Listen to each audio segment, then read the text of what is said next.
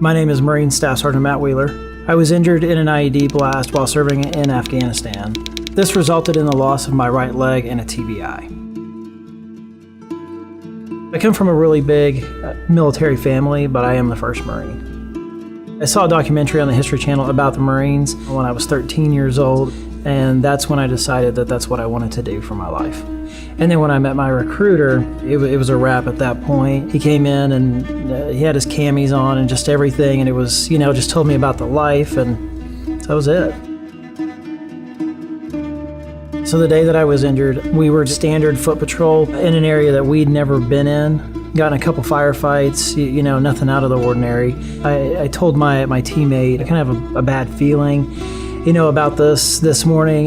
Things just weren't lining up, and we were about to cross the canal, and I got over my mic and I was talking to Danny. I was like, man, I just don't feel great about going over this canal. 11 of us make it over just fine. I turned around to help my corpsman out of the canal because he's got his big pack on and everything. And when I turned around, that's when I stepped on it. And then I just kind of remember waking up on the ground. So I was the only one wounded in this. Initially, it did not take my leg off. I still had it. My buddy Danny, went out and cleared everything for us, got a bird in. I was medevaced. This is my wife, Emily. We've been married for 7 years. She was with me pretty much the whole time I was in the Marine Corps.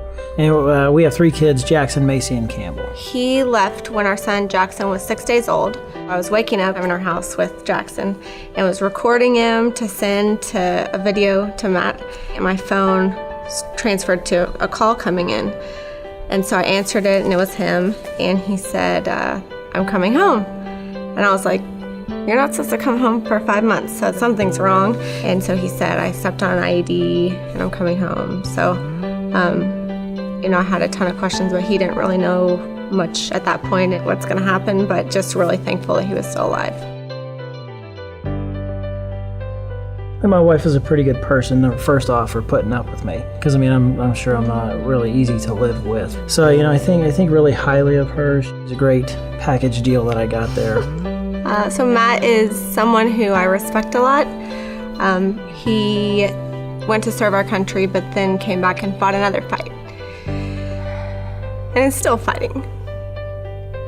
I'm really thankful for him and what he's given to all of us. Rehabilitation was a couple of different surgeries, trying some new things out that they wanted to try with injuries like mine, physical therapy, that sort of thing. I was diagnosed with pretty rare pain syndrome, lived with it for about 4.5 years, and then decided, it wasn't bearable any longer. It changes your whole life to what can I do to get as little pain as possible, instead of saying, what can we do to spend time as a family and what can I do to have fun? It's what can I do to minimize pain as little as possible.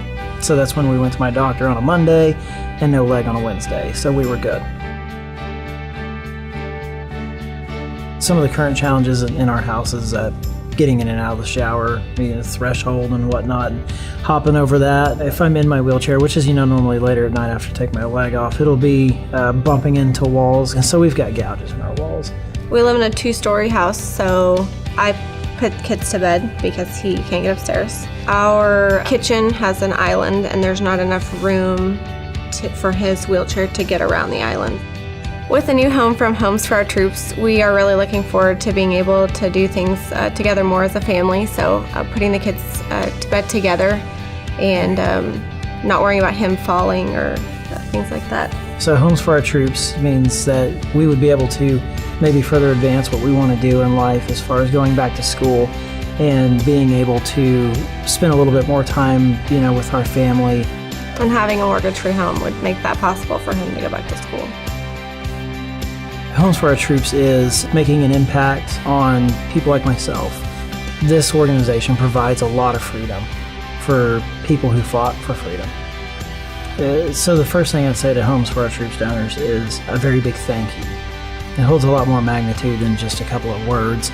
It's actually thank you for being willing to give to an organization and to people that you don't know. Homes for Our Troops is changing lives and just improving quality of life for people who and were willing to give everything they had.